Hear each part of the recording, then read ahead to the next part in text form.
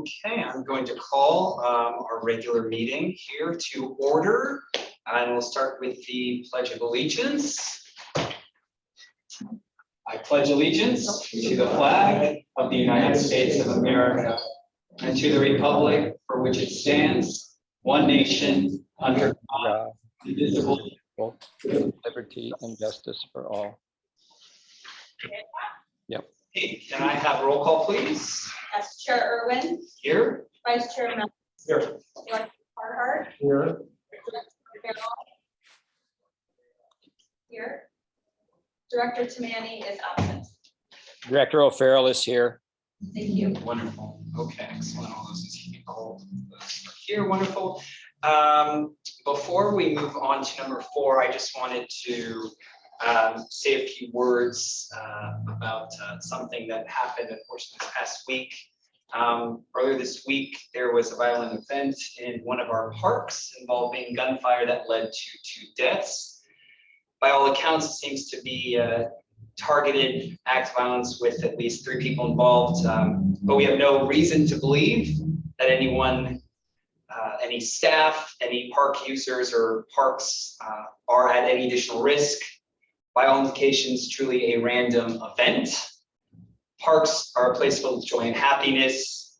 We all go to parks to escape stresses, issues we have in life, and they should be a refuge where we can seek peace and enjoyment and truly recreate, have fun, experience simple pleasures of life. You visit a park, you shouldn't have to worry about your safety or the safety of your loved ones, neighbors, your friends. Each and every person who was in the park Monday evening or who responded to the incident had a traumatic experience, and our hearts go out to all those affected by this tragedy. We wish for them the power of healing, and our prayers go to their family as well. So with that, I hope you all join me for a moment of silence in support of the victims' families, the victims, for our community, our staff, and our parks.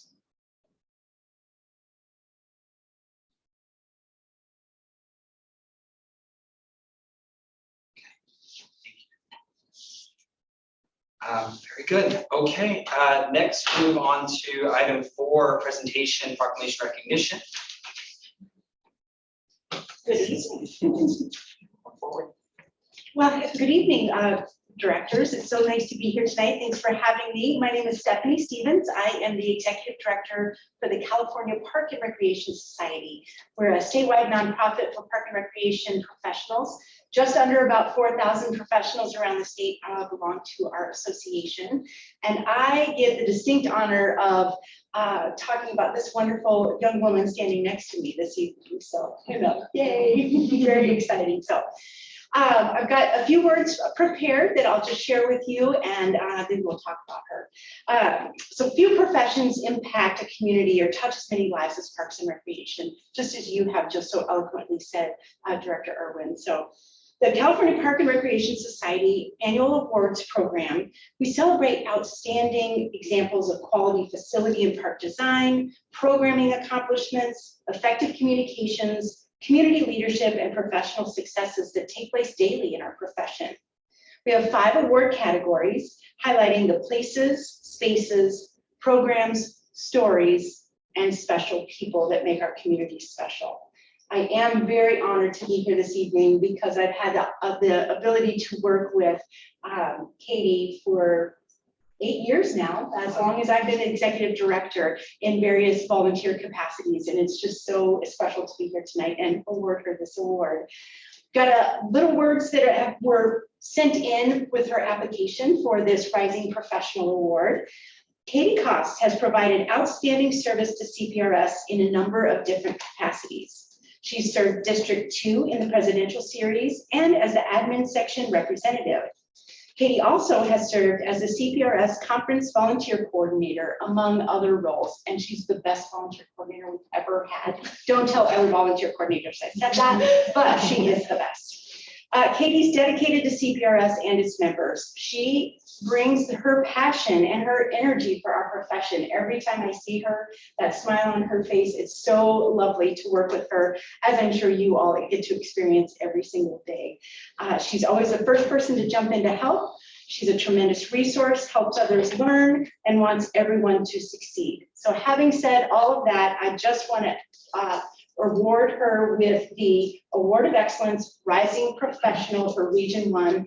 Thank you, Katie, for simply being amazing. Thank you.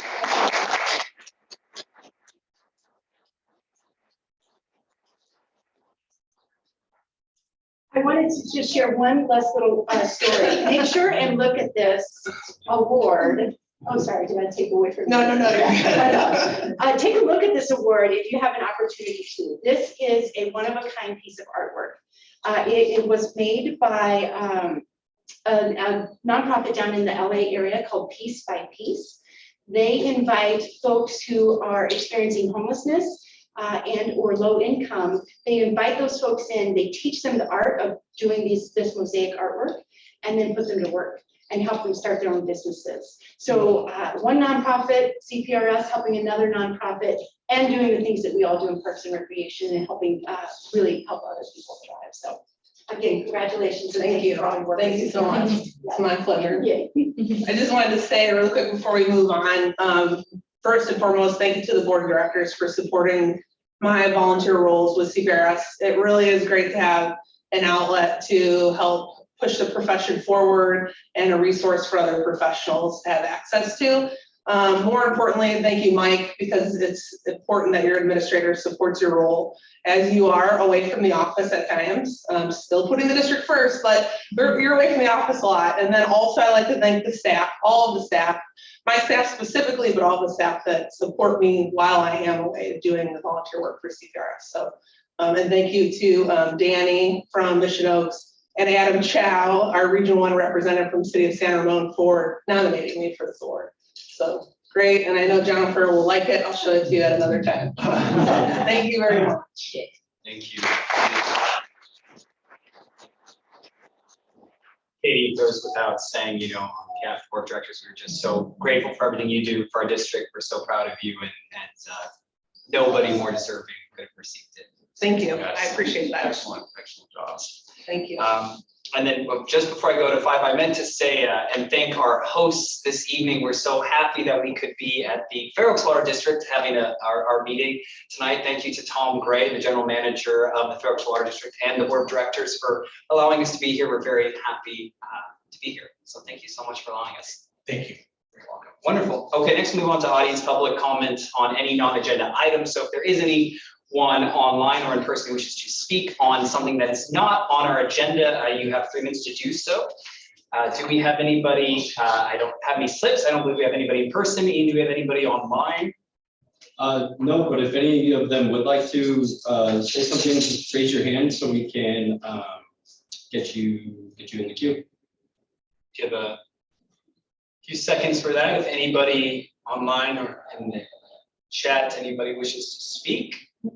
No, doesn't Okay. look like it. Looks like there's none, so I'm just going to close public comment. We'll move right along to approval of the agenda. Do I have a motion to approve the agenda? Motion to approve the agenda. Motion approved and seconded. All those in favor? Aye. Aye. Okay.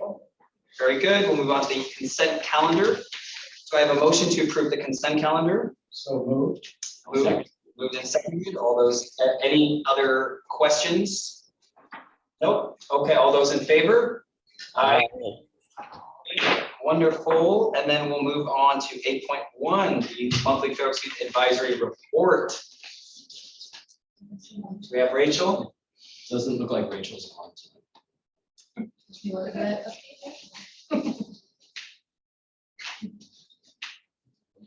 Hello, Board of Directors. My name is Mary Stokely.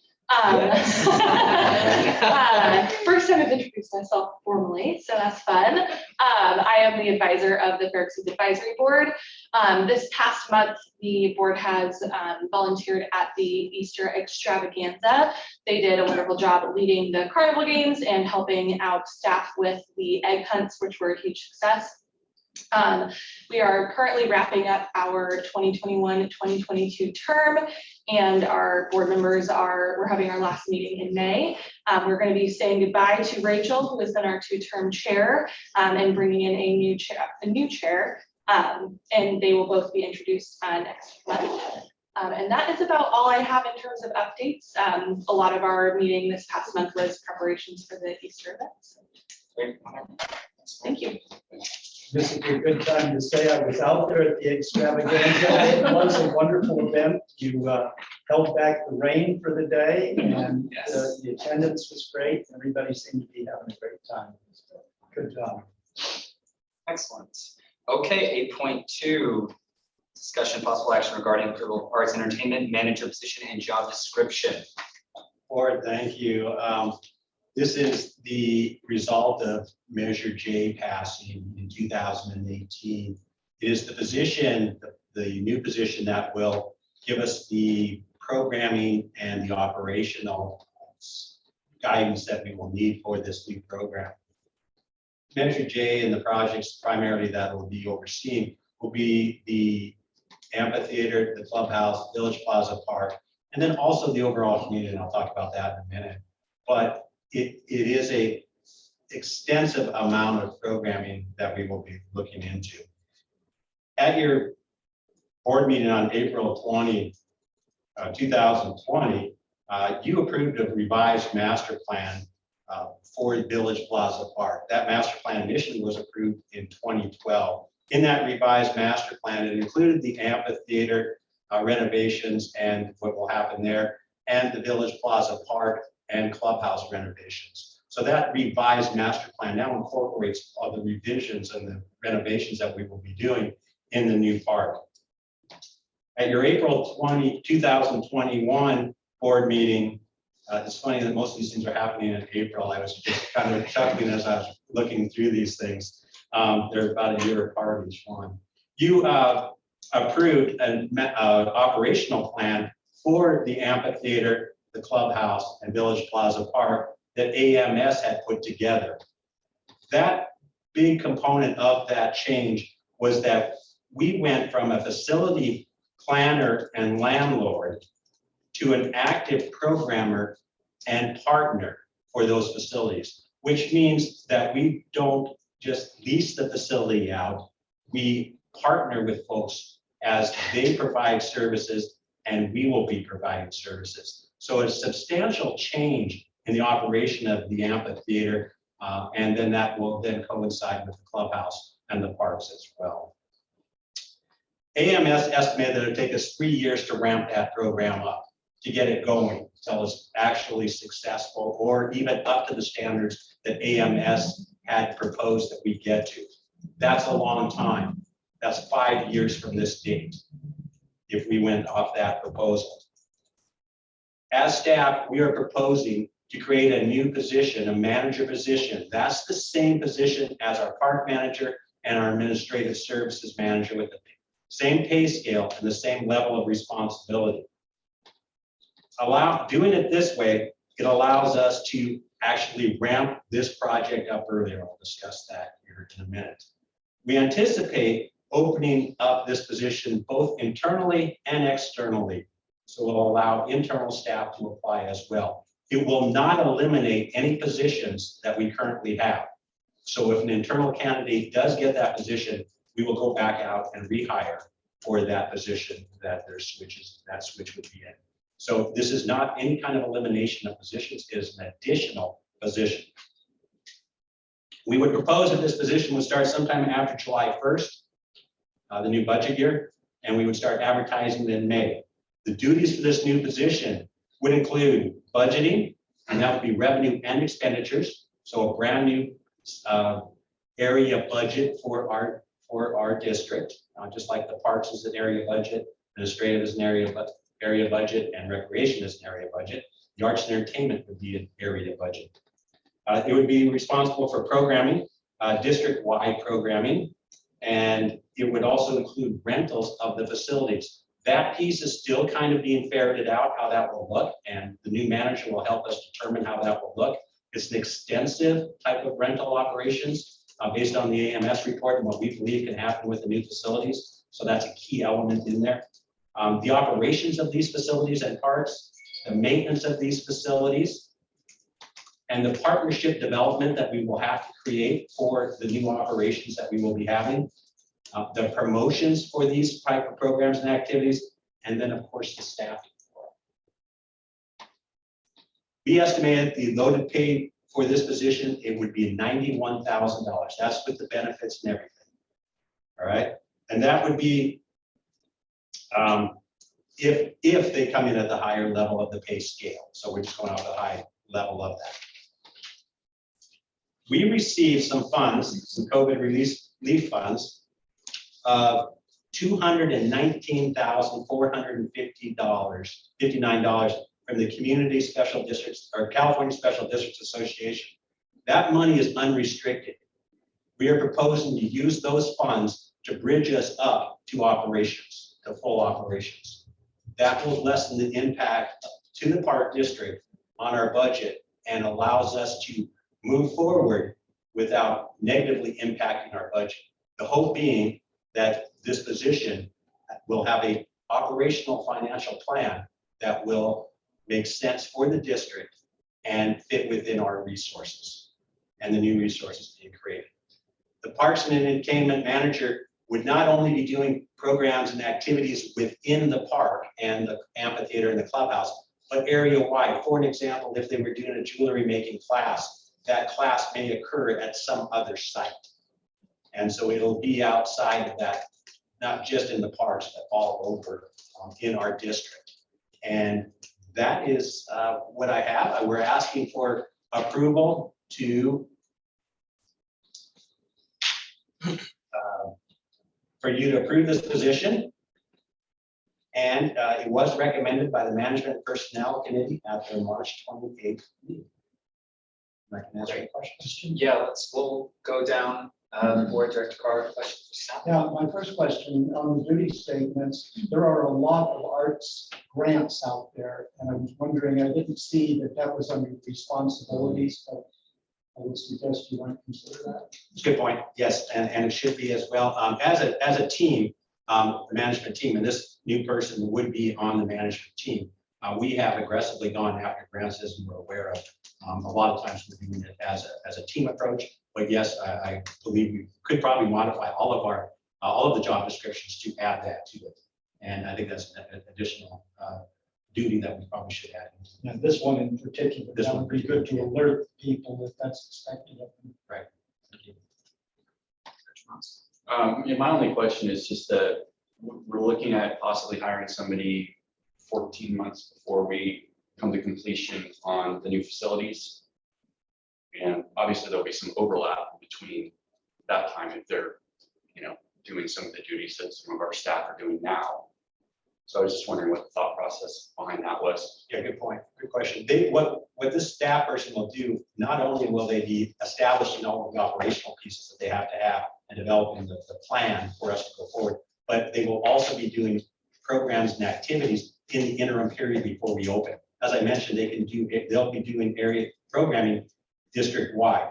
So if I'll use an example that we don't have this set up, but let's just say we want to do an arts and crafts market. We could actually do that in the village before the park opens and then transition it into the park once the park opens. So if we do it monthly, 3 times a year, whatever, something like that happens. So they'll be able to start that process and start creating some revenues that will then offset the cost of the actual operations as we go forward. Director O'Farrell, do you have any questions for staff? I do not. I would agree that with staff and with Mike, Ralph and I talked about this extensively, and I support the move to create the new position.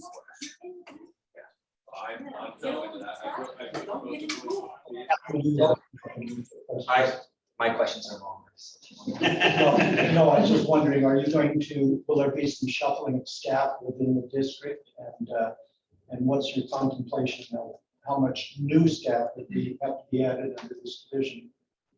Those are great questions. I don't anticipate currently any shifting in the staff, unless of course an internal candidate, gets the job, then we're going to look at how we organize and hire for that position. In terms of new staff, I know that there'll be some positions that we have to deal with. One would be a maintenance position. We're going to have to deal with the maintenance position, how to fund that, how to get it in there, and how to make it work. The other is we will have to have at least one support person for this manager. It could be 2 people. Is it going to be a recreation coordinator? Is it going to be a recreation supervisor? Is it going to be a part-time person? I can't answer that until we start working on that plan. The other position I believe will be integral to this if we become operational for this facility. And I'll talk about that in a second too. If we become operational for that facility, we will need a technical person to run sound light. That's a specific skill set that we will have to hire for. And maybe they're doing other duties, maybe it's a mix of things, I don't know, but I anticipate at least 2 positions. The other thing that this manager may determine as we go through the financials on this and we go through revenues and we get to reality, we may come to the conclusion that it makes a lot of sense. And AMS kind of hinted on this, as some of this be contracted out. And we'll investigate that as well during that time frame. So we're hoping with the new needs there that the revenue generated from revving up the activities will cover that as we go along. Right, and our cost recovery that you've approved recently, that's going to be really important as we start planning these programs, because this will be the first time we're able to start a program up with cost recovery in place. So everything that they do is going to have to filter through the cost recovery. Thank you. Great. So one of my questions is, when thinking of this role, arts programming and actively recruiting events, gigs, people, I mean, in my thinking with this role, they would be doing that as well, correct? Exactly. Okay, so that was my understanding. The way I read the job description and the metrics on how they're going to be their performance, I don't read that. And to me, it reads like, I just don't really see that as responsibilities. It says planning, but planning events, it feels less so about actual arts and entertainment and more just general planning versus actual creation of programming. And even in what we're looking for, I mean, to me, this is a very specialized role. And that's how I remember when we discussed it with AMS and moving to this approach of more district-wide control, that we would really want somebody who has that ability and capability to bring in different types of acts, music, arts, all of that. And I just feel like I'm not seeing that mentioned as much in the specific skill sets. And, really talking about rental operations and what that'll look like. Because the way it doesn't read to me that this is really a specialized role in getting events, actively recruiting. And so that I just would worry that we might miss the mark. And especially to me, if they're not bringing in events, they're not bringing in uses for the space, for the black box and whatnot, to me, I think then that should be something that their performance is being based off of. Because if they're not bringing in anything and we're just content, then to me, that's pointless. And I think it just seems very general as far as how they're going to be judged. And I just think it needs to be a bit more targeted and it needs to be a bit more specific in really what does that want? Because the way I read it right now is it's far too general. And it doesn't, to me, show active recruiting, active implementation, and strategy, which I think is a big part of this. So I'm in support of spending the money, but I think I'd be happy to exist, but I don't think the qualifications or responsibilities are sufficient enough for what this role calls for and what we're actually wanting, based on what I've been hearing and what we discussed with AMS. So the staff recommendation was to approve the proposal to implement the position. Correct. It doesn't include blessing the duty statement yet, right? So we could make some suggestions. You for- can, yeah, you definitely can. And we can get those added in by the May meeting and still be targeted for a July start. Developing arts and entertainment program, like that's something that I think should be in there, and it's not in there. I think that should be very, very clear.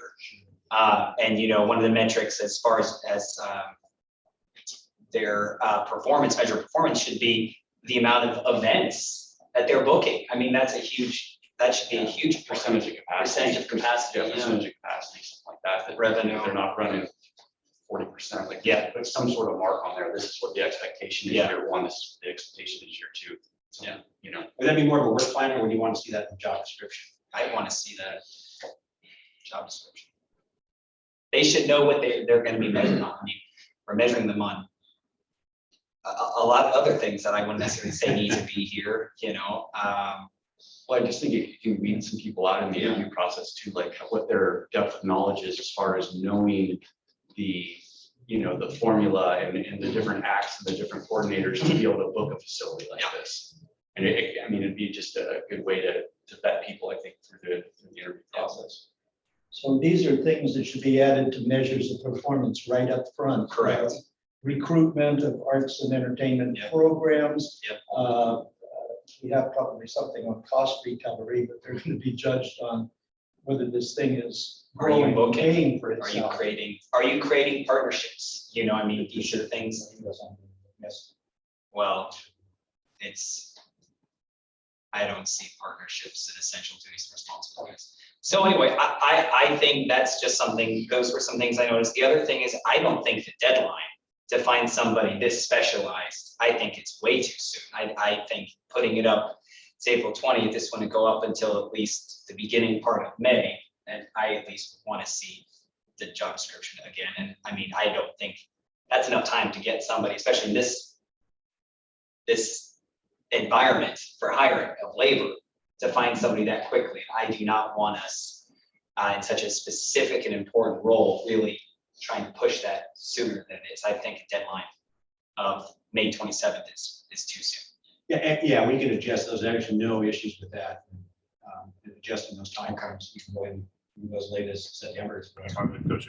I'll say so. Just to get these. Raymond, just a quick comment. Yeah.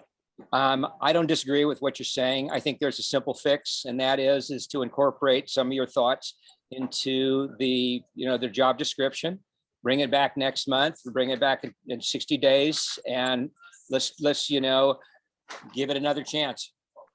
Yeah, no, I'm totally in favor. I mean, I'm happy to vote yes on this now, as long as we can see before it goes out, an updated job description. I think everybody's in favor of that. So with that, I'll make the motion. Where are we here? Sorry. To approve the arts and entertainment manager position. Right, correct. Not the description. Correct. I will make that motion. Do I have a second? I'll second. I'll second. All those in favor? Aye. Aye. Duty statement through the committee. Yeah, Okay. especially now what I'm thinking of that. Good. Thank you, everybody. Excellent. So let's go on to 8.3. I actually really love Pipes of Honor. Thank you. Another one of mine. This is asking for a resolution to apply for the RIRE grant through Prop 68. The RIRE grant is actually only for organizations, entities, parks and recreation entities that had passed a bond measure prior to January 2018. We passed ours in November of 2018. So we qualify to receive those funds. Those funds are $250,000 from the state of California through Prop 68. Those funds would be used to offset the cost. We'll hear about that a little bit later in another agenda item. Offset the cost for the renovations of Village Plaza Park, the amphitheater, the clubhouse. So that's where those funds would be going toward. We just need the resolution. The state is sending out contracts on May 4th. And they have to have that resolution in hand prior to sending out the contract. Great. Any questions, board members? And I sadly forgot last. Do we have any public comment on this item? Thanks. Okay, wonderful. Board questions between us? No, Craig, do I have a motion? I'll make a motion to adopt resolution number 0420. Applications for infrastructure revenue enhancement RIRE grant funds. I have a motion. Is there a second? Second. Okay.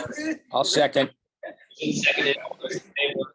Aye, wonderful. Aye. Thank you. I gotta get back to my agenda. Okay. 8.4, discussion possible action regarding bid for Village Plaza Park. Here we go. Board and community, this has been a very long project to get to this place. I'm excited to get here regardless of the outcome. It is wonderful at least to get this far along.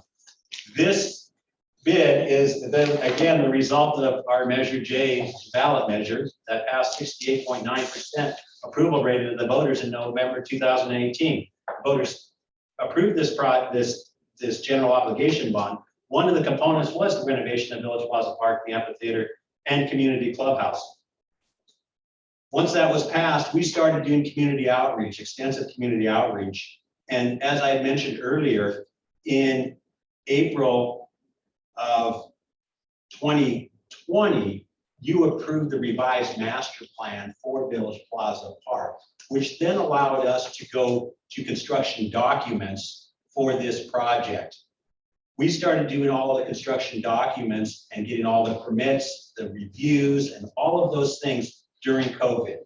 COVID extended this project by my estimation 1 year because of the entirely new process with all of the reviews, the back and forth and things like that SMUD did, that the county did, that the Sac Metro Fire, the sewer district did. Everybody had a new process because of COVID restrictions, including us, including our architects. So it was a challenging time, but we did get through it. And these bid documents, the final bid documents, went out March 2022 out to bid. So last March, or this March. We only sent them to pre-qualified bidders. And pre-qualified bidding is allowed under California Code Section 20101. What that means is that we are able to qualify those bidders based on their ability to complete this project, their financial ability, their resource ability, their past projects, all of those things like that. So we would not have to re-vet them once we received the low bid, the lowest bidder. We're able to say these people can do the job. We had a mandatory site visit on March 3rd. All 6 of the pre-qualified bidders showed up for that walkthrough, that mandatory March 3rd meeting at Village Plaza Park. It was their opportunity to hear from us and from our architects and from our construction management firm the ins and outs of this project, some of the challenges, and then to answer any questions that they may have in a collective environment. Those bids then that they submitted were due April 12th at 2 p.m. We received 2 bids out of the 6. And that the bids required a $1.8 million bid allowance. Each bid we added $1.8 million to. So we have those funds available for incidentals that will occur throughout this project. And it's standard practice to do that. The bids we received were from Bobo Construction for $21,750,000. And our other bid was for $22,191,000, a difference only of $441,000. That's how tight it was on the bidding. 2 quality contractors, Bobo being the low bidder for this. That bid amount was over our engineer's estimate. Our engineer's estimate was $1.8 million, again, without the bid allowance. Okay. And if Bobo's base bid without the bid allowance was 9% higher than our engineer's estimation. Our engineer's estimation came in December of last year. Couple of reasons why we believe these bids were higher than our engineer's estimate and then we couldn't modify fast enough. One of the big ones is diesel fuel cost. The diesel fuel has increased 231% from April 2020 to February 2022. Inflation right now in the last 12 months has gone up 7.5%.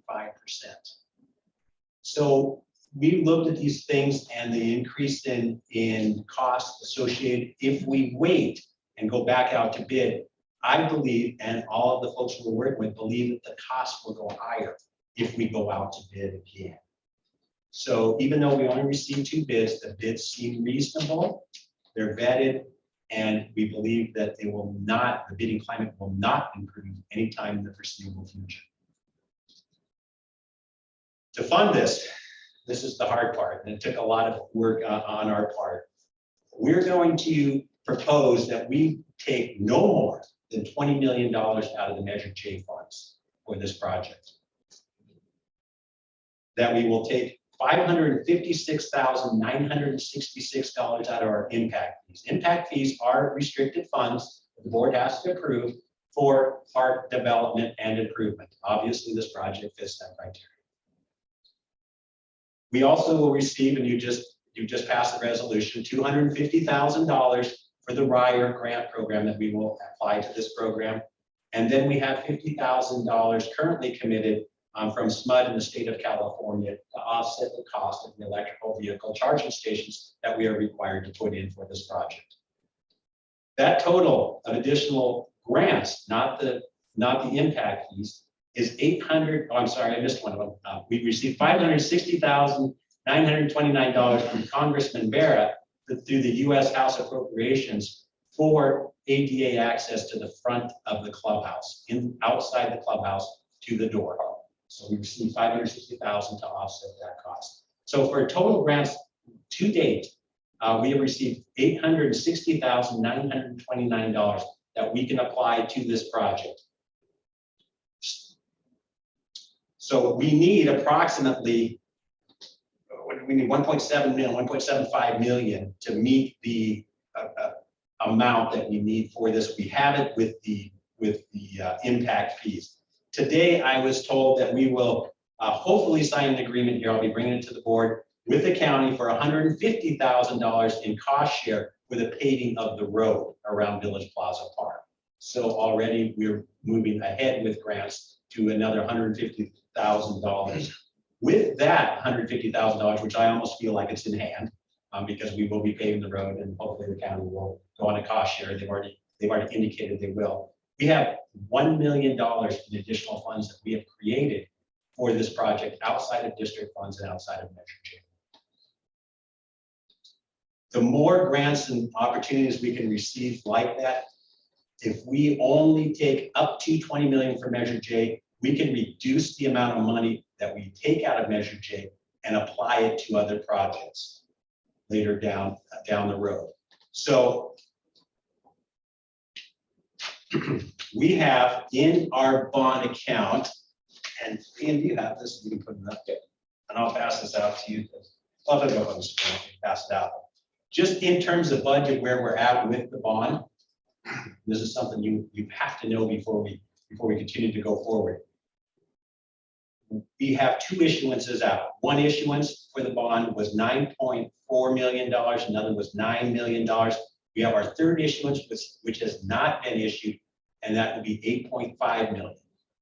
We are delaying that issuance, kind of watching the bond climate, seeing what's going to happen. And we're going to get some recommendations here soon on that, when that third issuance has to happen. It doesn't have to happen right away. We have some time. Anyway, that'll equal $26.9 million of issuance money. With all the expenditures we have to date,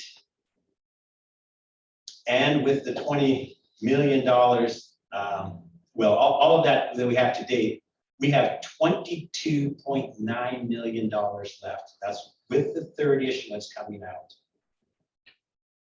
This project at $21.75 million will leave us a balance of just over $1 million in Measure J funds.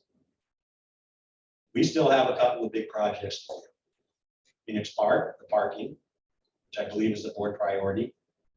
And then we still have La Vista, the girls softball fields. We will be hopefully seeing that lease here sometime soon for that property at La Vista. That just over $1 million will not meet the needs of those projects. So we need to, as staff and everybody else around, continue to look for third-party funding sources for these projects. I do not believe we'll have a lot of opportunities for third-party funding for parking lots at Phoenix Park. That's a tough one to get funding for. Girls softball might have a better chance. We'll continue to look for funding for girls softball. We'll look at land and water conservation funds and any other opportunities that we can find to try and find additional funds to offset the cost for La Vista. But when we're looking at projects that we're not even talking about, haven't even talked about the pickleball courts, the skate park, nor the bike park. So that's my presentation in terms of cost and money available and some of the things we're still challenged with. We do recommend that we accept the low bid of Bovo. I'm also recommending that you allow the district administrator the authority to change the allowances up to $150,000 per issue. And that is actually it's under 1% of the overall budget cost for this project. Anything over 150,000 drawn off the allowance, we have to come to the board. But to do that, allowing me to do those allowances, those draws from the allowance, it keeps these things from coming to the board and delaying the project. Some of them could be for $5,000, and because of the hardware cost of something has changed based on the item that we had spec'd out is not available anymore. So some of them may be up to $150,000 or more. But that's the request from the staff, is that you approve the low bid and then allow the district administrator to sign allowance draws up to $150,000. Great, thanks, Mike. Any board questions for staff, Mr. Carhart? Now, as I discussed before with Mike, in my 34 years of experience at Caltrans, when you're in a period of high inflation like this, with all these uncertainties, certainly in our agency, 9% wouldn't even, be a question. We just go forward with it. And it is my experience that when you delay and go out for bid again, it comes in even worse. You can cut and come back in with even higher estimate. So I think we need to bite the bullet on this and approve this. The village is the heart of Fair Oaks. It's what makes Fair Oaks different from any other community. And our planned activities in the village are going to enliven the entire community. Also, I'm taking into account the fact that with rising home prices and property prices, we will see an increase in the general tax revenues in the future. And I remember sitting on this board when we had an active capital program just from our property taxes and from our assessment districts. And so we'll just have to keep seeking grants and hope that the revenues come in like they used to before the 2008 recession. Response, any questions for staff? So if I'm reading this correctly, we agree to pass this through today.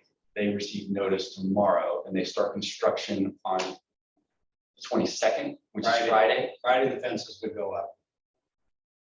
That just seems very fast. That's how it goes. It's very slow until it's very fast. So we could delay it another. Is that a typo?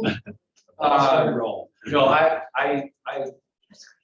look, I come from the world of advertising where everything's a negotiation and first pencil, on a bid like this. So I don't understand like the government process or the public process, but it seems like to go back at least once and say, hey, you guys are close. Can we sharpen things up a little bit? Probably isn't the protocol that we do in this type of area, but that just is sort of built into me. But I do completely agree that this project 100% takes precedence over everything else that we're doing. I mean, this is the core, the foundation, the heart of Fair Oaks and the district and the community. So I mean, that's really all I have to say. I mean, I'm in favor. I definitely lend to somebody like Ralph with many decades of experience with Caltrans and all that kind of stuff, because this really isn't my forte on the bidding process and going back to, obviously we don't want to delay the bidding process, but I would love to see the data side, or I should say that, the parent side Um, for each. Director James, I'm also in favor as well. And, you know, some might say this is a rush to judgment. I say this is clearly not a rush to judgment. It's been almost 4 years to the, you know, 3.5 years since we approved the bond measures. So let's get the fences up and let's get something going. Great, thank you. So with that, you want to? I'll add my thoughts, but we need to go to public comment. I think it's important to hear what our constituents might have to say. Do we have anyone who wishes to speak on this in person or online? Give a few seconds for this. Anybody wish to speak about the bonds? And want to donate some additional money? Okay. Looks like no one. Great. Okay. So, yeah, obviously, I think this is something that needs to get done. One thing that I'm really happy that we did was the pre-qualification. I think that just shows extreme amount of prudence on our end. I think it's very important to show our community that we are making sure that this project will get done and that we can feel confident that this project will be done by a very well qualified company. They were well rated, by the way. I looked into them from a lot of different sites, so I was very happy to see that. Good feedback.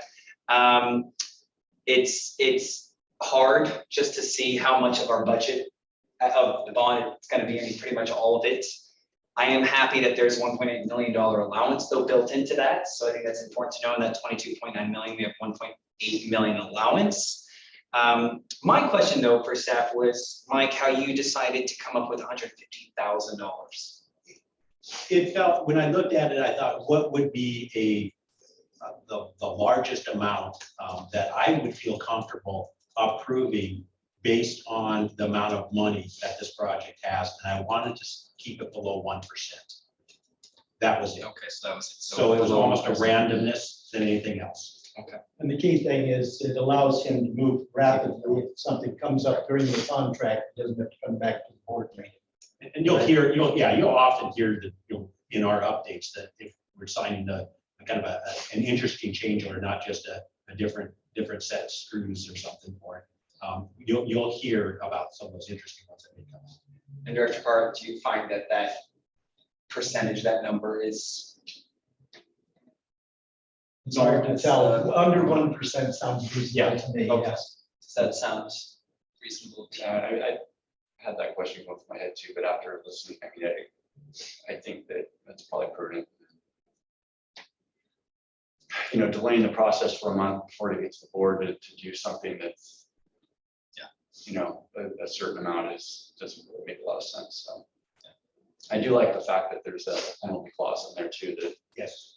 For every day they're late, it's $1,000 back. So Yeah, I do think I that's. don't know, is there an incentive for them finishing early? Hopefully not. No, there's no I don't sense. have the money. CC Myers.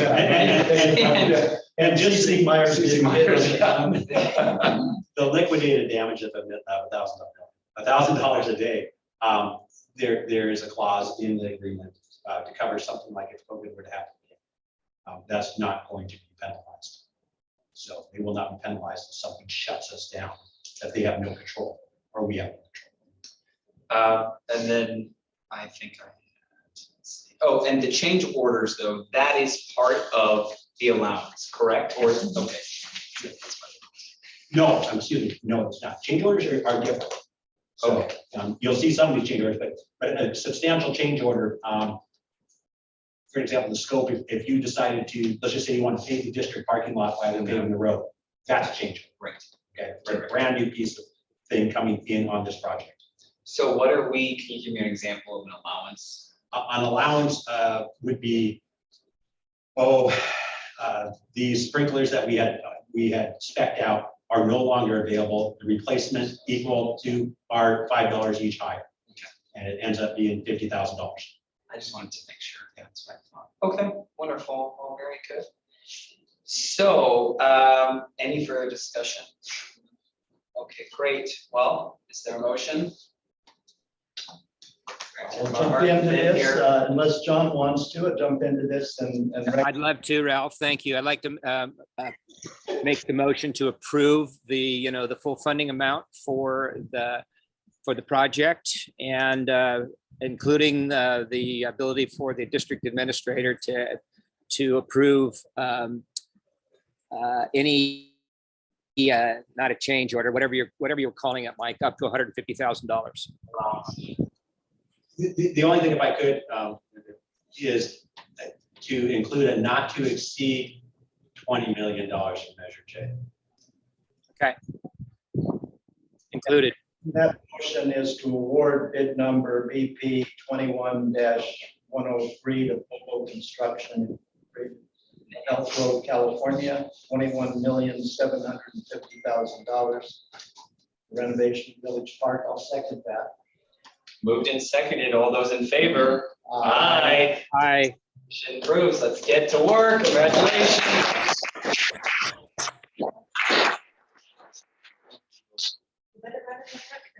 And a quick public comment from the water district. Staff, though not significant given the numbers you have, has also negotiated an up to $250,000, $250,000 contribution from the water district. And the final agreement signed by the water district is with your district administrator tonight. Great. Thank you again. That's an excellent point. Thank you, Tom, for reminding me that the actual work on that is something the water district is incorporated into the project. It was not in the actual bid, but it is a essential element of this project, and the water district is absorbing that cost, and that's greatly appreciated. Now, just one additional comment on that. The agreement is up to $250,000, and that's a lot for us to pay for a potential well site, just the property, but we see the community benefit. But given what your administrator outlined tonight, it could come in higher. And if it does, that's another financial impact to you, not the full $250,000 offset, but just full disclosure. Excellent point, and that we do have that with agreement, and you're absolutely right. We could see some challenges there down the road here. So it'll go out to bid this week, and we'll get numbers back. And if I may, in discussion point here, just a discussion point. As staff, we have identified opportunities and even some cuts that we may have to implement if these prices start affecting us, like what Mr. Gray is saying. If we see something like that happen, we do have some other alternatives. We have to have board approval for them, but it is something that we're aware of, and I guess we're hedging the bets on this price with some extra cost savings plus potential sale of assets that we could utilize to make all of this work. Sailing of assets, for an example, if we decide to sell the library. Great. Okay. Thank you, gentlemen. Appreciate it. Maybe when you drill out at the bald spot on Phoenix, maybe you hit oil instead of water. We'll all be rich. There you go. Okay. We'll turn that right over to you. 8.5, discussion possible action for approval of the fiscal year 22-23 capital plan. All right. Good evening, Board of Directors and Community of Fair Oaks. My name is Katie Foss. I'm the Recreation Superintendent for the district. This is Sean Ventura, Park Facilities Manager. And together we work with Mike and the Capital Committee to update our capital plan. Just to give a quick background for the viewers at home and our audience, the district decided many years ago, I think 2014 actually was one of the first times we decided to put the capital plan into a 3-year plan overall so that we could forecast the future beyond one fiscal year and prepare financially for some of those projects. Each year we come back to you with an updated 3-year plan, which basically just adds a year on the end. But really our main focus when we present to you is not so much all 3 years, but the next fiscal year. So we can begin to budget for those items and continue to solicit grants also for some of those items as well. So what we're really focusing on is the next fiscal year, which is a mouthful, but it's 2022, 2023. And we did meet with the Capital Improvements and Construction Committee on April 15th of 2022, and they did agree and approve, support the plan that we are presenting before you tonight. I will let Sean go over the projects themselves with you, but as you look through, if you're looking at the board report at home or here, just to explain how it looks from an Excel spreadsheet, you're looking at the current fiscal year we're in, and that's considered year one right now. And so you'll see a blue series of boxes at the top of the Excel spreadsheet. Those are the projects we proposed for this current fiscal year to actually focus on. And then anything you see in the green in any of the tabs or attachments for this presentation this evening, those are just carryovers, things that we want to identify within that year. Hey, this is coming up soon. These are things we really have to start thinking about, or they're likely to show up in the following year or the third year. So just so you can understand the format of the attachments. Director Carhart, I know you've seen them many times. And so I'll let Sean go over this current fiscal year and where we're at, and then the following years after that, as he is the Parks and Facilities Manager. Hello again. All right, so I'm just going to take us down from the top. I won't go over many of the items we have in that green section on the bottom. You will see some of those pop up in the later fiscal years we're going through here. So to start, just a quick update on this year's capital program. The paving at the preschool, Phoenix Garden lot, the rear parking lot of Miller. We have put a pin in that. Much of this projected cost, sorry, I'm getting flustered. Let's put my hands up my sides and get back into it, sorry. Much of the projected cost on this was for the parking lot at Phoenix Park. That is a Measure J project. We were waiting until we received the bids back from this project to see whether we would move on with this project. In an interest of working all the projects into one big project and seeing apologies, I'm not usually at a loss for words. In an interest of seeing a economy of scale, for these paving projects, we were going to do all of them at once. Therefore, all of the paving projects had a pin put in them. Now that we have these numbers back, we are going to potentially revisit this and see what we can do and what we can't do. Moving on to the Phoenix Park dog park improvements, and I will add this is also improvements at the bike park, primarily for shade structures for all of this. We have been moving forward with this as we've seen from the permitting process for the village renovation project. It's been stuck a little bit in the permitting process with the county. I am nearing completion with that.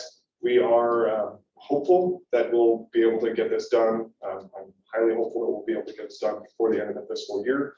We do have all of the materials ordered and ready and waiting to go into the ground. I just need to get all the ducks in a row. So I'm working on the final couple of approvals that we need from the county this week and the following week, and hopefully we'll be done by then. And it should have a quick 14-day turnaround at that point. You'll see here at the bottom of the blue boxes in red, the covered picnic pavilions. We have originally proposed those for Miller Park, but due to the compaction of that park with the new disc golf course, tennis courts, the playground, basketball courts, the creek that everybody loves playing in, it is our busiest, absolute busiest park every day of the week. We are proposing now to put a pin in this as well and look at other options throughout the district for a covered picnic pavilion. It was the recommendation of the capital committee that we put this back on our remaining projects proposed for future planning. As you'll see, as we move on to the next sheets, that it doesn't fall off the list here. We didn't have time between then and now to get an updated list out to you all. So it doesn't appear on future capital budget worksheets, but we will be putting that in under the recommendation of the capital committee. Moving on to 2022-2023, you'll see that the paving at the preschool Phoenix Garden lot Miller has rolled over. We've also added ADA event equipment, which are portable pathways. You may have seen them on beaches.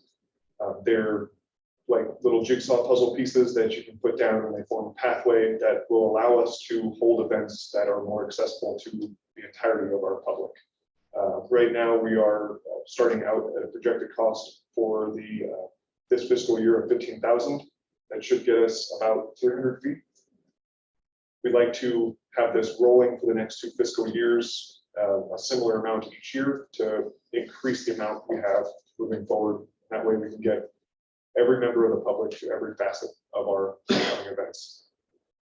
In addition, we're proposing the interior of the preschool, flooring, HVAC, a lot of little things that don't make the list because it's a very small box, but we'll be touching a lot of the aspects of the interior of that preschool, which is in dire need of it. All focused on ADA accessibility. Indeed. Moving forward, 2023, 2024, you'll see that rotating cost of $10,000 for additional ADA event equipment.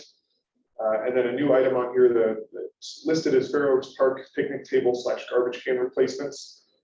Originally, it was just picnic table replacements, but we are experiencing a lot of new laws, new statutes, new codes revolving around recycling.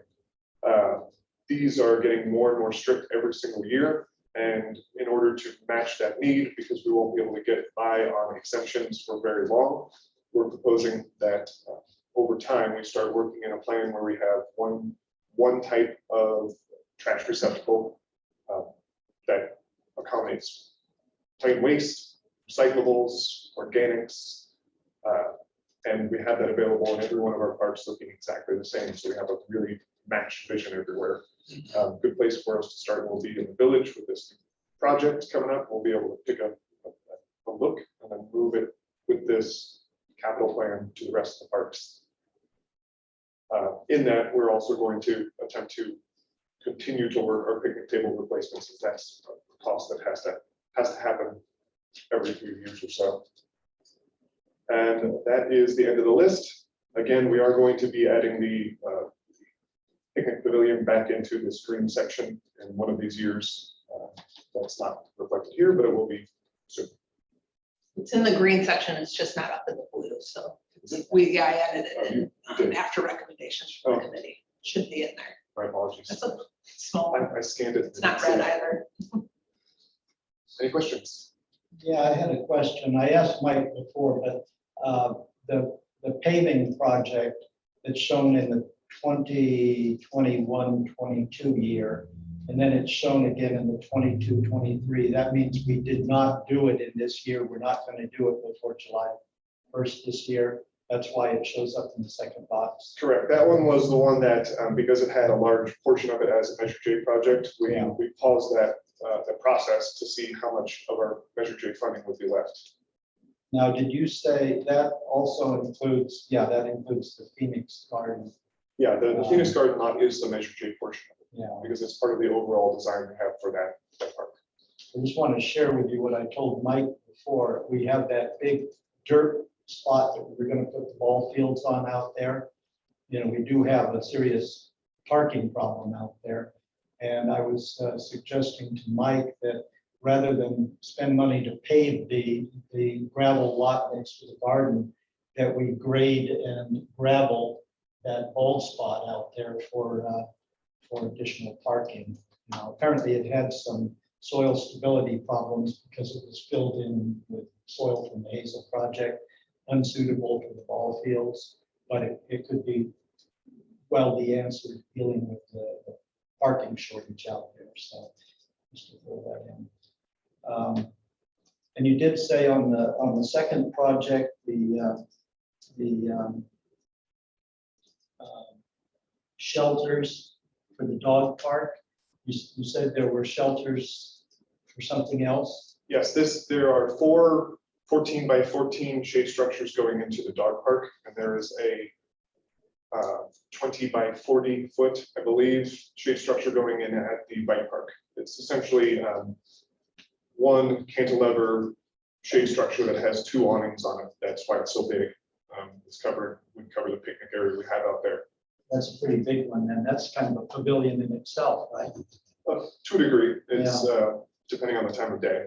And that is going to be done before July 1st this year. That's in this fiscal year. I'm confident that will be done by that point. It's all just dependent on the permitting process, which I'm working through now. That's the one that's in, that's not the one in red. That's part of the second group there, the Phoenix Park, Dog Park improvements. Correct.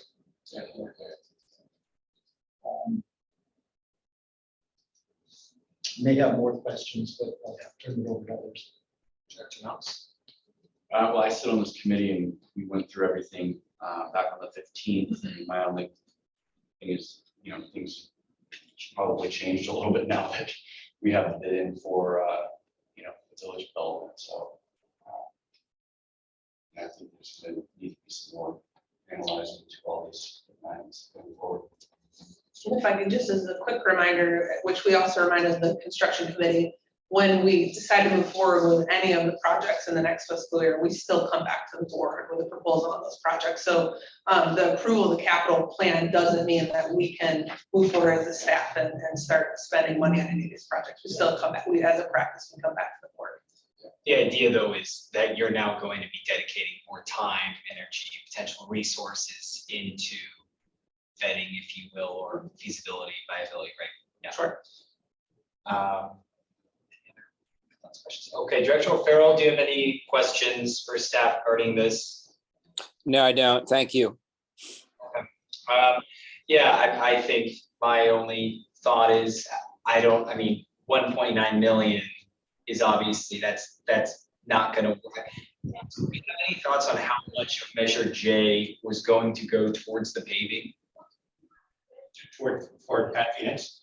Well, I mean, if we have it written as one project, just do it all together, so how much overall? We had not got a project estimation on that one yet.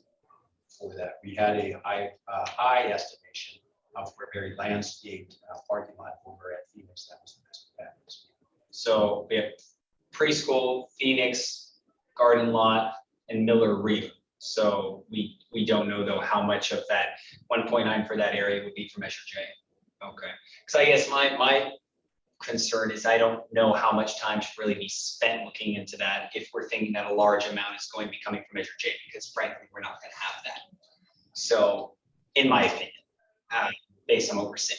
So I don't know how much we should be spending. Look, it's something we need, but I don't know how much we should be spending time on that if we don't have the resources at the moment to do it. As Katie had mentioned, a lot of the improvements over at the preschool will be ADA. We're going to look at our ADA work that we'll be doing for the rest of the park. We do have an application out right now for $4.2 million for that part of the park. It would not be out of realm for us to look a little deeper and maybe incorporate some of those ADA improvements at the preschool into an application like that. How feasibly could all 1.9, or could a majority, let's say 80%, come from in lieu fees? Yeah, we have about 240,000 in there, so. No, answer is no. Okay, the only thing that I guess I'd like to see, because you're on the capital, are you both on the capital? It's you. For the preschool interior, I mean, that seemed to me like that should be pretty high on the list. I just was wondering what discussion you guys had about that. We didn't have any specific discussion on prioritizing any of that. We were just sort of looking at all the different things.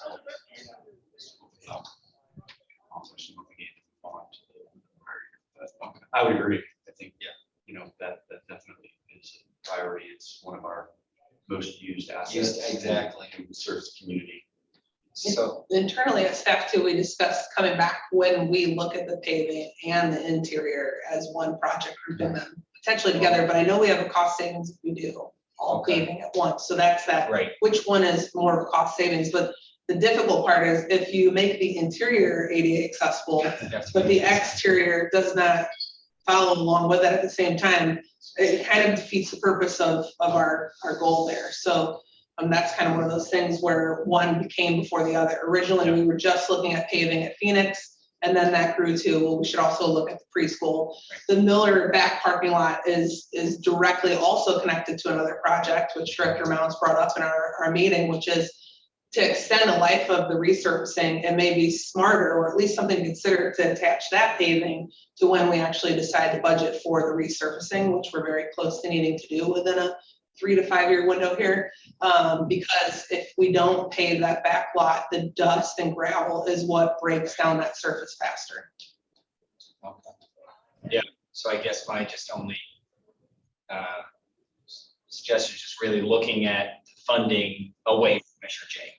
That's just gonna have to be a thing. So I just really want to make sure that that's understood, that needs to be done. We agree. Great, is there, I got some more questions. Please. So I've been looking at these things for 20 years. And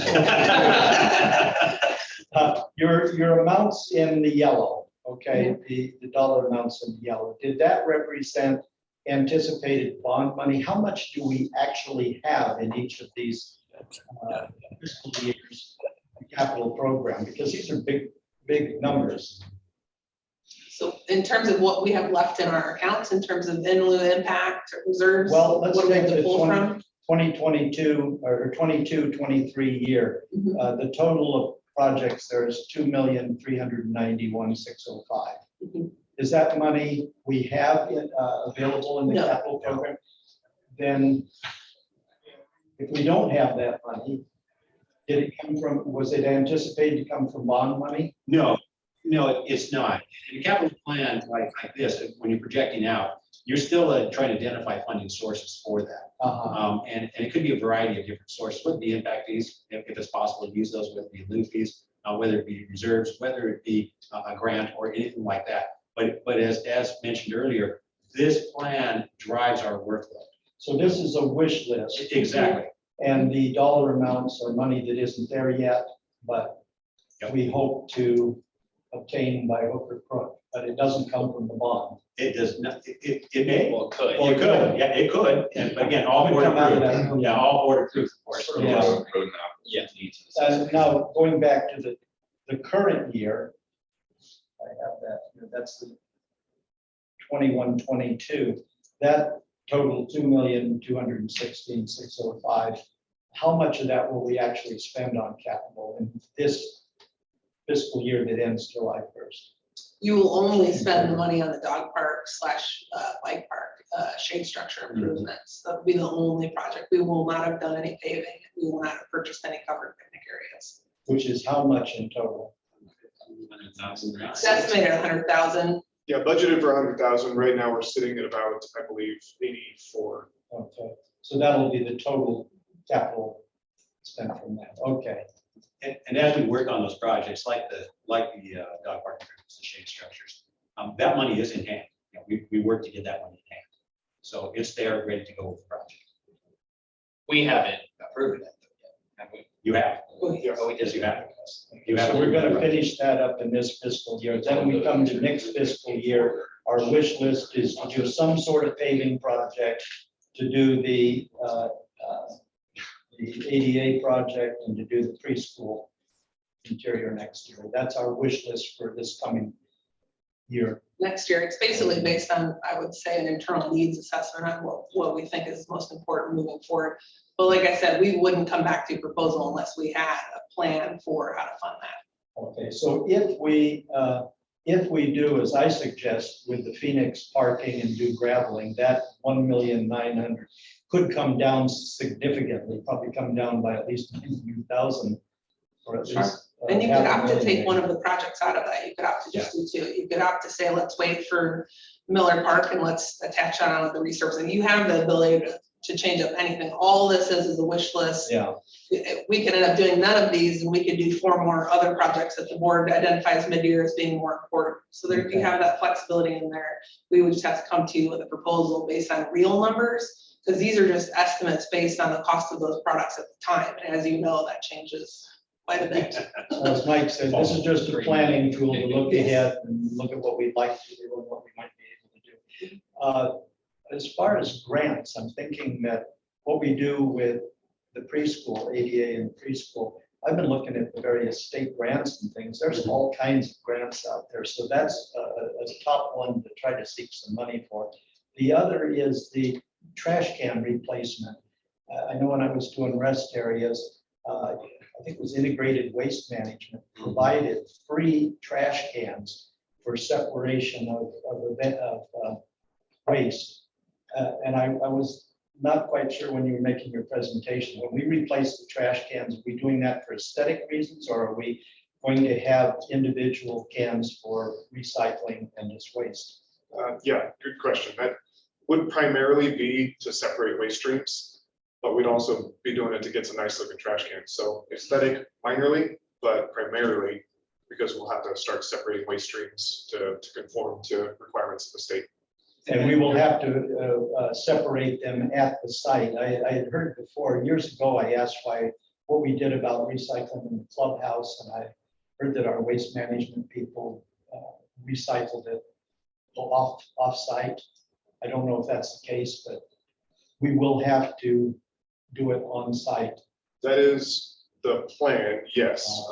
We won't be able to do much besides education campaigns for the public. Yeah. Because you can't force people to throw the recyclables in the blue bin. They have to want to. So if we do end up with contaminated waste streams, then it'll end up in general waste rather than in organics or recyclables or green waste, anything like that. So we won't be having employees at the dumpster at the shop picking through everything. I hope not. But we will be relying on the public to separate their trash out. Yeah. Then we can put it. I know in there bins. are some manufacturers that do trash cans that only have an opening big enough for cans and bottles, and they're distinctively marked. So anyway, enough in the weeds here. And Director Carr, as you mentioned about the garbage cans, we will be putting aesthetically improved and appropriate by current standards waste receptacles in the new project. I'm hoping to be able to use that as a match for additional cans in other parks that we can match up with that Measure J points for other garbage cans. Like get rid of a lot of old oil barrels. Yeah. Just because we are on the subject of garbage cans, I do have a question. Might as well ask, when else am I gonna ask about garbage cans? I know we had talked, and I feel like we had talked about cans that they went down to the ground. Yeah. Is this one of those things that you're talking about, or is that something completely separate? It's something completely separate. We don't know the final form of what our receptacles will take at this point. Those are, I believe, still always an option. We weren't able to acquire those, and we didn't have the equipment to empty those, and that's why we ended up not going for them in the last round when we had them available. But those are essentially just bigger trash cans. So you have one for recycling, one for trash as well, which would mean we need to have 3 20-foot tall bins every so often in the parks. It would make a more expensive upfront cost, but could save costs in the long run. So I don't want to say it's not on the table anymore, but we have not decided what the final form will be. I did like those. I was They're in favor. very cool. Okay, do we have any questions from, or any comments, anybody that wishes to speak on this item from the public, either here or online? No? Okay, very good. Then I will entertain a motion. I will make a motion to approve the 2021 through 2024 3-year capital improvement plan. I'll second it. Moved and seconded. All those in favor? Aye. Great. Motion approved. Thank you. Thank you both so much. Okay, 8.6, discussion possible action regarding approval of request for qualification for broker services for employee group health insurance. Yes, thank you. Chairman Irwin, my name is Jennifer Larkin. I am the Administrative Services Manager for the district. And this item, as you said, is a request for approval for an RFQ, request for qualifications for broker services for our group benefits for our employees. Currently, the district does provide benefits to all of its full-time staff. That includes health, dental, vision, and life insurance. We contract with CalPERS Health for our health benefits, CAPS plans, which is a local agency for dental and vision, and then Sun Life for our life insurance. We spend approximately $350,000 a year. That includes all current staff plus our retirees who receive medical benefits through CalPERS. And the reason that we're looking at this right now is because we would like to find out if there is a more efficient way of delivering these benefits, as well as potential cost savings for the district, And in addition, maybe there is some options for staff that we don't currently offer. So we've been looking at this for the last couple of years, and we would like to get your approval to release the RFQ, find out what's out there. And we would of course come back to you if we do find a consultant that's a good fit to talk about the structure of that. We would of course also meet with, with the Employees Association as well as the Personnel and Management Committee to review anything before we would move forward with that. Great. So question, this RFQ, did we have a model to go from, or did we create did. that? Yeah, Okay. yes. Other agencies have done the same thing. And the other thing is, I understand this doesn't come with any cost. These people will be doing it as brokers. Yes, correct. Great. Any other questions for board members? None? Okay. Anybody wish to speak on this item in public, in person or online? No? Okay, wonderful. Do I have a motion? I'll make a motion to go house. I'll second. For my parents. All those in favor? Aye. Approved. You- Around, but Great. 8.7, discussion possible action regarding approval of memorial policy updates. Sir. Hello again, Board of Directors. I am once more Sean Ventura, Park Facilities Manager. Just real quick before I jump into this, I stand corrected on one typo I have in my report here at the last paragraph or last sentence of the background paragraph. I noted on March 28, 2002 that the Policy Review Committee met. My fingers were faster than my brain, so I apologize. That was 2020. We met fairly recently. 22. 2022. Yeah. Even more recent. My tongue is also faster than my brain. My apologies. I just love being corrected, so I'm giving everybody a chance. It's not my night. So the memorial policy is an add-on to a previous policy that the district had, in which we were allowing people to have memorial trees placed in the parks. This was a chance to go back and revisit the district's memorial policies. We've decided to expand that policy. And after meeting with the Policy Review Committee and receiving their blessing, we're bringing it to you. The current form of the memorial policy would allow for memorial benches, memorial chairs, and memorial trees. We have combined both of those policies into one overarching memorial policy.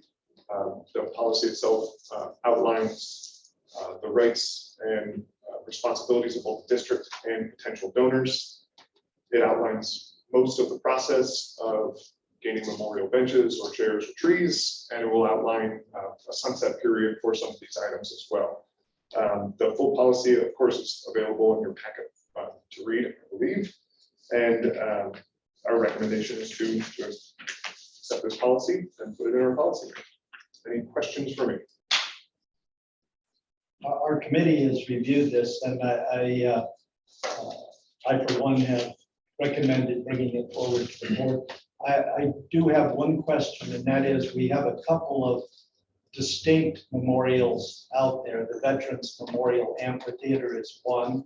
I assume that's exempt from the policy, and maybe we want to make sure that's included. The Rotary Memorial Picnic Area was done back in '92. It's going to be removed and relocated behind the up on the hill over the children's area. Will that be subject to exploration or something at some time, or is that also exempt? By the verbiage of the policy, we're just covering memorial benches, memorial chairs, and memorial trees. Obviously, trees are not going to be sunsetted either, and that's called out in the policy. We're not going to chop down a tree after 10 years. And I should note that the benches and the chairs as well, we're not going to tear those out and throw them in the trash. There will be a removable plaque that can be returned to the donors at that time. There is also a clause in there that allows them to re-up and maintain their memorial for longer periods of time. We recognize as staff that there is a limited amount of space in our parks, and Probably we're not getting a heck of a lot more. I said that also before we got Jim Strang Park and Gum Ranch Park, so I'll probably eat my hat on that one eventually. But even still, there's a limited amount of space. So we wanted to allow future generations to have memorials in the parks as well, as new needs are there to be met.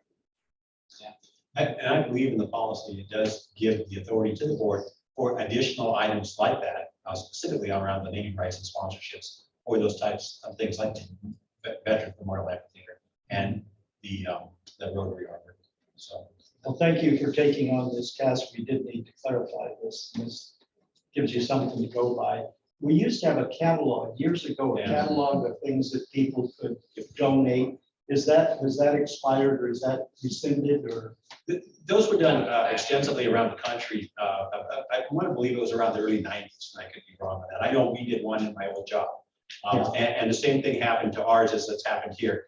It's in a box on the shelf. It did not get a lot of traction, and I believe that most of them did not get traction. It's not on the website, so it's basically rescinded then. Director Carhart and I both sit on the policy review committee, and we both extensively took a lot of time with this, and Sean did a really incredible job with this, absolutely.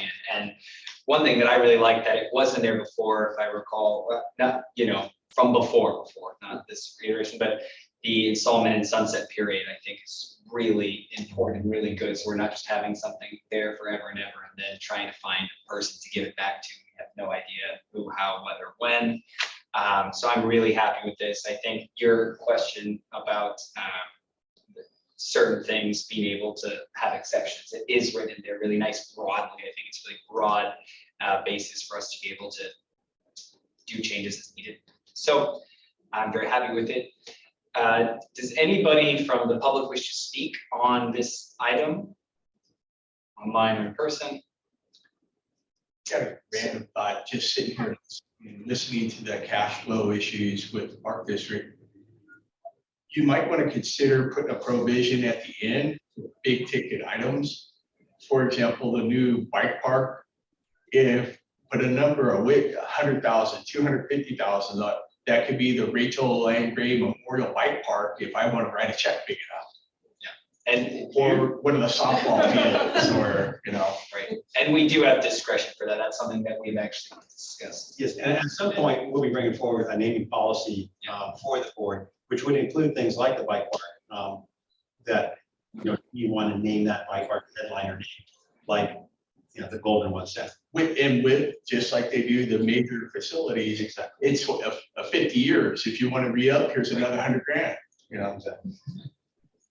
From experience in New York, in the Grand Park, there, the benches are just a huge item there, and they have it's like a waiting list for them to sell a bench to somebody, because there's so many people lined up that want them, and they pay a lot. So there's a lot of potential to generate revenue with that. Any other public comments? It's been a while since, sorry. I wanted to ask a question. Let me close public comment first. Okay, no more public comments closed. Director Carr. Yeah, one item of discussion. Do we have a price list for sponsoring a bench or a tree or something like that? It's the cost of the object plus 20%. So I don't have the prices of the benches and chairs right now. I've written to the manufacturer. I get to hear back, so I don't have those numbers for you, but I can get them to you as soon as So, for example, if I wanted to sponsor a bench, I'd come to you or come to the district office and make that request, and you tell me what the price is. Yes. It's worded in the policy that it's not a hard and fast cost. It's going to be the going rate at the time. Thanks. Okay. Any further discussion from the board side? I will make a motion that we adopt the updated recreation, Fair Oaks Recreation Park District Memorial. Second that. Moved and seconded. All those in favor? Aye. Very good. Thank you. Thank you so much, Sean. Thanks, Sean. Here, Erwin, I'm going to have to beg off I am now on low battery, so enjoy the rest of the meeting. And thanks for putting up with me and my family and the wind down in Palm Desert.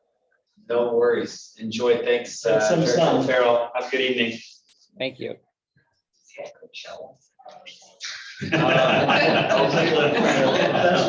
why I thought I could. Great, okay. 8.8, discussion possible action regarding adoption of resolution number 04/2022-03, amending fiscal year 21-22 budget. Take it away. That's me as well. Sorry, I was writing a note. I was lost in the world. Yeah, tonight. It's one of those nights. Okay, so this is, should be pretty quick. At a previous board meeting, and let's see, in December of 2021, I first learned of a rebate program, thankfully, from one of the members of your staff. That was an RWA grant, that's Regional Water Authority. It was approved at the time to go after this rebate program, and we were awarded that to the total cost of $17,446.59. We have received those irrigation controllers and new modems for them through that rebate program. We have paid for those. We have been issued the rebate as well. This is primarily just to seek approval on modifying the budget to be amended for the fiscal year 2021-2022 to reflect that purchase and reimbursement of those new irrigation controllers and modems. Good work, Sean. Yeah, nice job. Great. Can you jump right to motion? Well, if no question, public, if there's anyone that wishes to speak from the public on this item, hearing none, we'll close public comment. Anybody want to read all this? Okay. Just read the resolution number, that's fine. I'll make a motion to adopt resolution number 04/2022-03, amending cost-related irrigation controllers for Phoenix Park. So moved. Is there a second? Second. Moved and seconded. All those in favor? Aye. Aye. Wonderful. Thank you, Sean. 8.9. Going after those grants. Yes. Discussion on possible action item on change order for WMV implementation, door access control, etc. Yeah, board, this is, you have, as a board, asked me to come back to you for any change order over $10,000 for Village Plaza Parks design. And this change order is for $23,740. Attachment A is part of your packet. It kind of explains it a little bit further, but a summary of that is these are with WMB, our architect that's working with the facilities, which includes the clubhouse and the amphitheater, to implement door access controls, security hardware for the buildings, including the Fair Oaks Village Park Community Center or the theater that are being constructed. So these are the architectural pieces necessary for those things to be installed. And the architect had to draw up those plans and create the documents for these access controls. I'm gonna go back into business. 23,740 for changes to the door locks. It says the door locks. Well, it's a little more complicated than door locks, but yes. Hopefully the access, the low voltage access projects that we're setting up will make the building more efficient, effective, and secure. I think we got our money's worth, huh? I believe so. So the actual though change to have the different hardware, that cost is going to be in the actual construction that's estimated at 21.75. Right, so that number includes this change of hardware. Yes. But it doesn't include the 23. Correct, doesn't change, yes, correct. I just want to make sure that that's where we are. Okay. Great. Any question, or does any member of the public wish to speak on this item, either here or online? None, very good. We'll close public comment. Do I have a motion? Make a motion to approve change order for WMB. Moved and second? All second. All those in favor? Aye. Great, motion passes. So on to 8.10, receive and file State Controller's Office, Local Government Compensation Report. Yeah, so this is just a receive and file. Every year, the district is required by the State Controller's Office to submit what's called a government compensation report of all of the different positions within the district, the amount of money that they're paid, as well as any benefits that are paid to them and the cost of those. This is our 2021 submission. The attachment A is what will be submitted to the state controller's office. We didn't used to do this until more recently when the city of Bell Yeah. enriched themselves obscenely. And now this is just an annual requirement of the state. And we were clean and good to start with, but And it is available on their website. Great. Any questions on it? Do we have any questions on the report? No, great, okay. So let's thank go, you, Jenna. thank you. Let's go on to 8.11. Discussion and possible action regarding the special election to the County Treasury Oversight Committee. Yes, so this committee is what oversees the pool investment policy, among other things from Sac County. There's a special district representative that has funds in pool, and this item is asking you to select one of the two who are running. That is Vaya Cummings from North Highlands Recreation Park District and Dave O'Toole from the Sac Metro Fire District.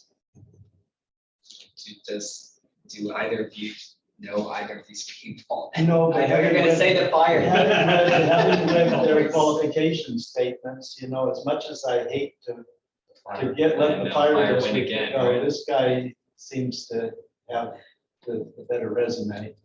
Yeah. Nobody from the water district applied, so. Okay, well, So, someone, Do you guys agree with me? Did you read those statements? I read them both, Yeah. yeah. So do we need a motion on that? Yes. My motion would be to elect Dave O'Toole from the Sac Metro Fire. We have a motion, do we second, great, all those in favor? Aye. Stab in the luck. heart of I a know. fellow Park District person. but Okay, wonderful, and then I think. Katie should apply. So now, any items for board directors, Director Mounts? I don't. Great, Director Carhart. Just that Katie earned her stripes this week, and it was a tough week, and as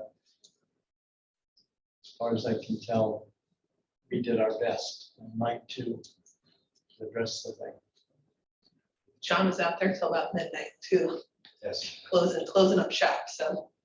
I do have one sad thing for park maintenance. Gum Ranch tables out there. Somebody has already vandalized the long tables, bent them down. I suppose they could be repaired, but I think the answer is order some shorter tops for those two. I don't know why they. The longer tops are for ADA compliance. It allows someone with a mobility device to sit with their friends. It's very sad people have to vandalize. Indeed, yeah, we've had quite a bit out there, quite a bit in all of our parks over the last couple of months, honestly. Well, luckily we have a great team who's out there doing as much as they can to clean it up and fix it. Yeah. I would say that the plantings out at Gum Ranch are still under planned establishment period, or have we taken that over? The trees there were the only thing for the mitigation being handled by the developer. I believe we just received notification that at least the billing on that would be sent to us. So But as far as all the other mowing and weeding and all of that That's all- stuff, that's all that's on us now. And do we contract with our contractor for that? Right, Industries. And it's probably give them a buzz. Okay. Looks like it needs some help. Are you referring to the landscape and the planters, or because there's sections that's just going to be mowed? Mostly weeds that are coming in with the ornamental plants and things. Plus, there is a lot of grass that I guess the county will make us mow at some point, just weedy grass. Understood, thank you. And I was going to ask Mike a question. The Manana people that came with their request, is there anything going on that yet or anything happening there? I know we've been busy with many other. Yeah, I know, I have to look through my notes, I believe that in my notes, we're coming back in May. on Yeah, this. I asked for Oh, that. I yeah, asked okay, for that. coming back in May. Okay. Thank you. That's it. Great. I have nothing else other than just to applaud our team for this past week and everything that's been going on. And Mike, thank you for keeping us up to date and working, so hard, everybody, to bring this crazy time. Appreciate it. So now to staff, please. Jamie?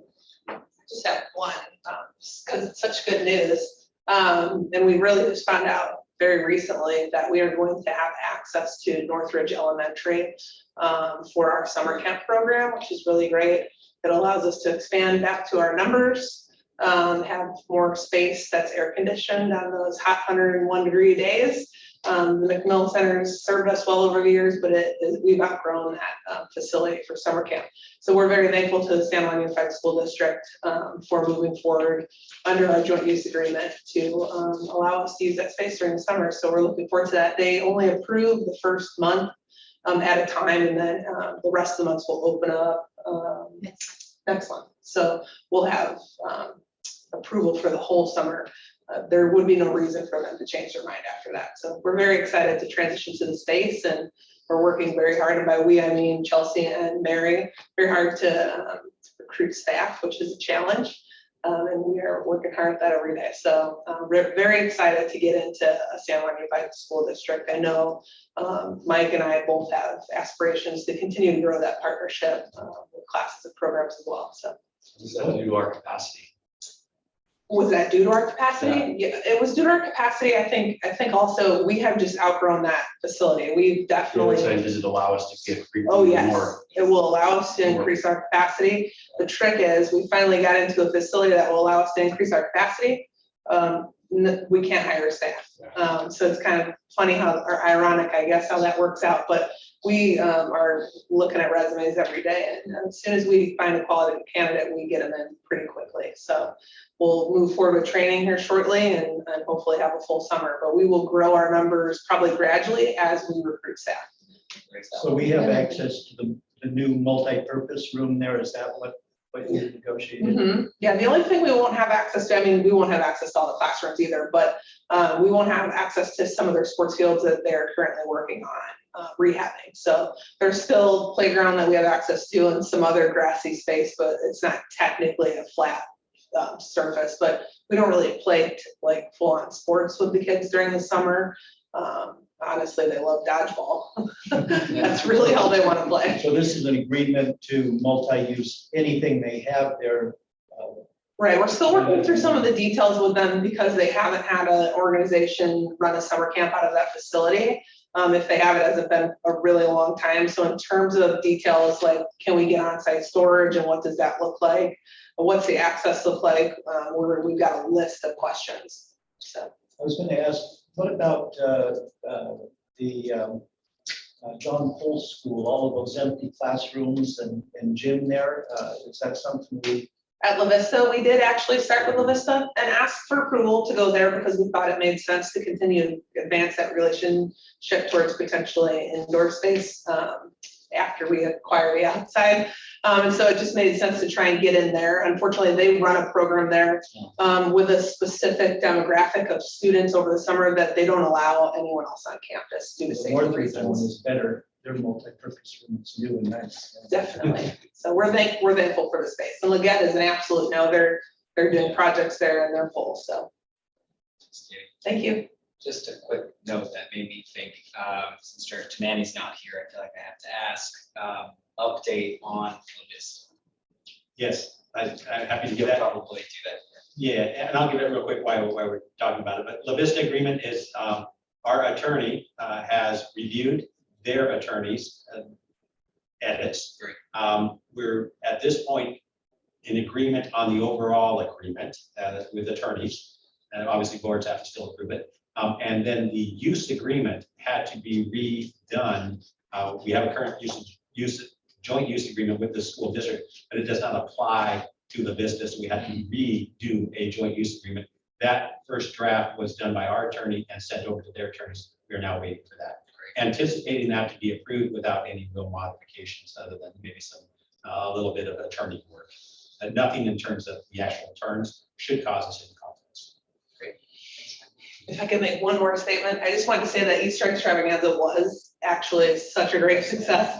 It did rain during setup, which just kind of feels like a little bit of a punishment, but we made it through it. Most of us brought a change of clothes, and then the sun came out as soon as it started. The only loss we had was we couldn't have bouncers. They don't allow them due to the level of wind and the rain there. They wouldn't put them up. So we had cost savings for no bouncers. I did just want to say also thank you to Director Carr and Director Tamani for coming out to the event, as well as a special thank you to our County Board Supervisor, Rich Desmond, who came out and then also visited multiple other districts and wrote a very nice social media post about visiting and how important park recreation agencies are for the community. So thank you. I'm sorry, a certain service fund chickened out. Didn't want their free books to get wet. Yeah. Okay. Anything else? Sean, is it? Yeah, I guess I could make one more. All right, so very quickly, just an update on a capital project that was not on the worksheet that you saw. This is one of those ones that was approved outside of the regular cycle of those sheets. That is the district office renovations. We have made some great progress on that. If you haven't visited over the last couple of weeks, I urge you to come in and take a look. We've got a new coat of paint, new carpeting throughout, new window coverings. We are still moving forward with a number of smaller facets of that program, so it is still underway. So there's a bit of a mess remaining, but we are making good progress, and I think the place looks a heck of a lot better. Great, thanks, Sean. I want to thank maintenance too. I walked through the Manana Creek area there and all the downed trees were gone. They worked hard on it. Nice, yeah. Very nice. Just a couple quick things, Director Farmer. I ordered you some business cards. And Chair Irwin, I have board photos that are ready to go up on the wall once we get up everything else together. Thank you. And I just want to commend staff. I want to commend the community. I want to commend the sheriff, the Sacramento County Sheriff Department, and our police force as well, to the way that incident was handled at Fair Oaks Park. As a staff, we have gone through some really tough times the last 2 years, 3 years, including COVID and this, as well as getting these projects launched. I can't ask for it. We agree. Yes. Excuse me, yesterday, Congressman Barrett came over to the clubhouse and looked at his project, the project that he recommended for funding. And it was great to have him out there. He brought his staff with him. And we basically looked at the outside of the clubhouse and talked about the importance of the ADA access. Katie led our team on that application for Vera funding. And we're excited to be able to partner with Omni Vera, Congressman Vera, on this project and look forward to his continued support. Did you see the blueprints for it? We saw the renderings. We didn't give him the technical documents. That was a little bit of a book. I hope he was told the historic importance of the building. Probably. Slightly in relation to. Nobody can do it just like you, Director. You're working. Yeah, organ. How hard you had to fight for that organ. I did tell them that there was a live theater organ built into the facility, which they were very surprised about, and our efforts to increase that awareness. I hope we invite him back when we have the thing all open again and have concerts and concerts in the parks. Get him and his staff out there. So it was great to have that kind of support from that facility. I will be attending the California Association of Recreation and Park Districts Conference, May 18th to the 20th in Tahoe. It's great. I appreciate that conference a lot. It is all the Parks and Recreation District administrators. We all get together once a year. We didn't do it last year. We did it remotely, but this year we'll get together again in person. And it's a very valuable thing for me, at least. It is during a board meeting, so I will be logging in remotely for the board meeting on the 18th, just so you know that's why I'll be logging in remotely. And we just closed the deal. You actually signed this quite a while ago on the new cell tower lease at Fair Oaks Park. That was through our negotiator. The new rent is $2,389.13 with a 3% escalator for $28,669 a year in revenue. The old rent brought us in $24,000 and $50 in rent. So almost over a $4,000 increase in revenue on the rent alone. That's per That's per year. year. Yeah, per year, excuse me. Yeah, I give you the month figures, but so it's not substantial, but it is an increase. And it is at 3% escalator, as I mentioned. We also will be receiving 10% for co-locators on our tower. So we're anticipating that to happen because that was part of the reason why the negotiations occurred at this point in time. We received a $15,000 signing bonus for that. $5,000 of it will go to the negotiator under the agreement that I had brought to the board probably a year ago. And so with that increase per year annual budget, with the $10,000 and $4,600 increase in additional revenue in rent, we will get over $14,600 in additional revenue off of this project. Great year. Per year. No, not per year. No, The that's- 10,000 is a one time. The 4,619 is a per year. Oh, So just this year, we will receive just over $14,000. the co-locator 10%, that's 10% of what? The rent that is on for the co-locator on that site. And that is negotiated with the owner, Crown Castle, of that tower. So we see those figures. That's finally done by that one. And that is all I have. Wonderful. Okay. Well, then I will make a motion to adjourn to a regular meeting on May 18th. Second. Moved to second, all those in favor? Aye. Thank you, everybody, for coming. And congratulations to Mary. Like,